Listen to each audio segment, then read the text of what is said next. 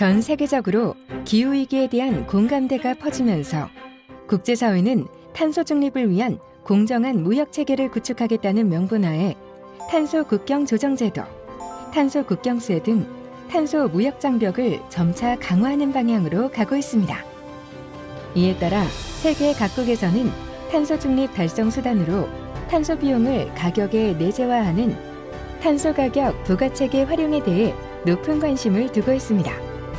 우리나라에서도 탄소 중립 녹색 성장위원회가 탄소 중립 달성을 위한 사회적 과제 중 하나로 적절한 탄소 가격 부가체계 설계를 제시하였습니다.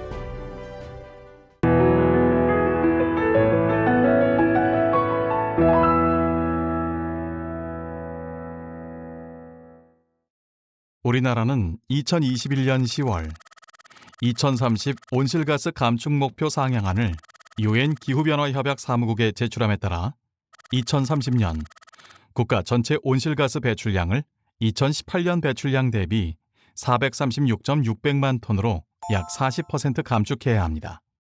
특히 전력 부문은 2018년 온실가스 배출량 269.600만 톤 대비 2030년에 149.900만 톤으로 감축해야 합니다.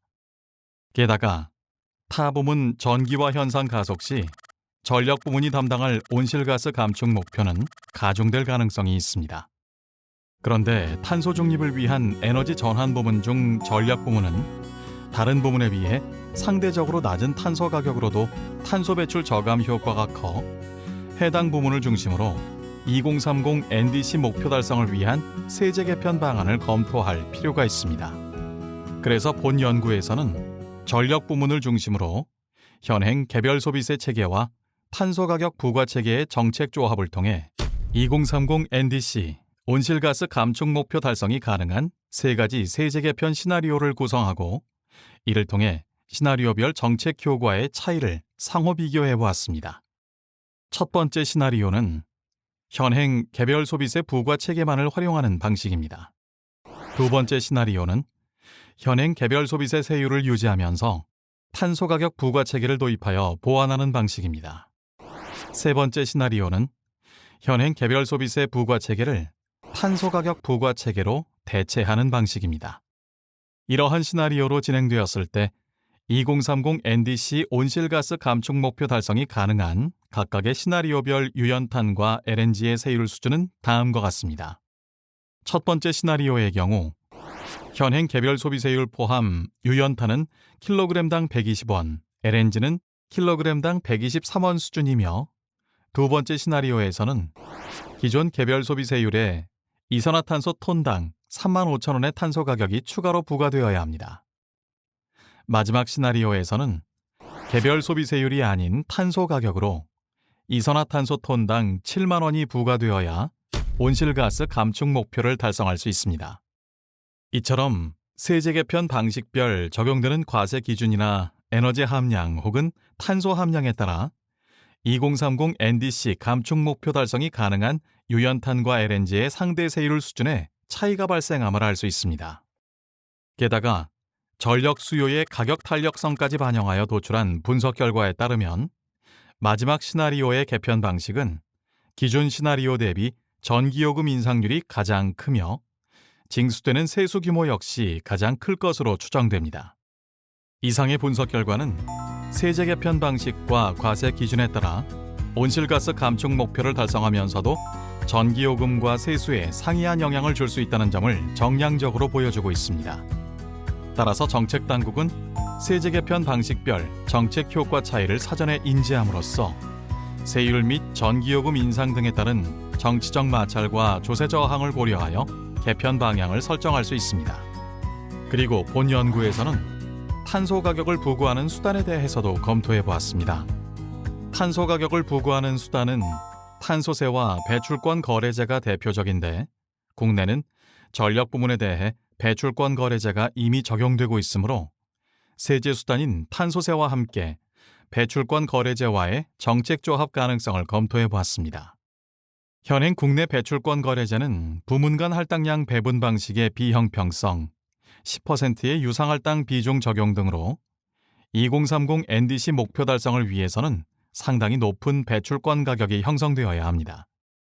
100%의 유상할당 비중 적용 시 배출권 가격이 이산화탄소 톤당 3만 원에서 4만 원 수준이면 유연탄과 LNG의 연료 전환이 유의미하게 발생할 수 있습니다.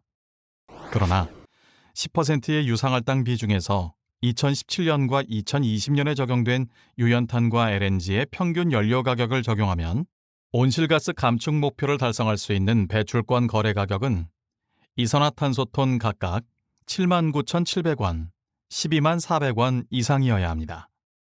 따라서 온실가스 감축 수단으로 배출권 거래제를 활용하려면 유상할당 비중을 대폭 강화하고 가격 변동성 완화를 위한 일련의 장치가 필요함을 알 수 있습니다.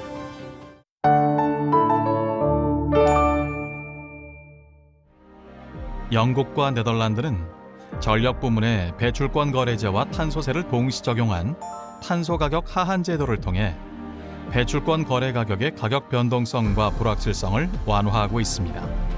독일과 스위스 그리고 스웨덴은 탄소세와 배출권 거래제를 동일 부문에 중복 적용하지 않고 전력 부문에는 배출권 거래제를 탄소 감축 수단으로 활용하고 있으며 유상할당 비중을 지속적으로 강화하고 있습니다.